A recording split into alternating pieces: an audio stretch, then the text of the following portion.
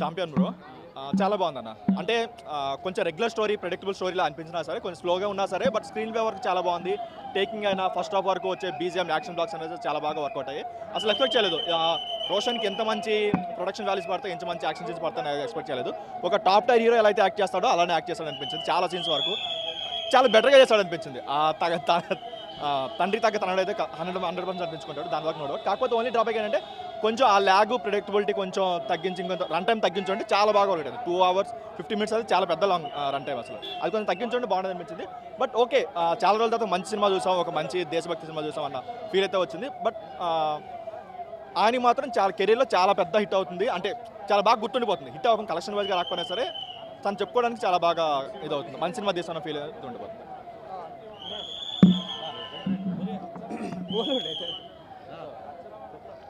Champion cinema ఇది ఒక మంచి సినిమా అని చెప్పొచ్చు. శ్రీకాంతరావు కొడుకు బాగా కష్టపడాడు ఈ సినిమాకి, మంచి యాక్టింగ్ చేసిండు. అంటే ఇది ఒక డిఫరెంట్ మూవీ అని చెప్పొచ్చు.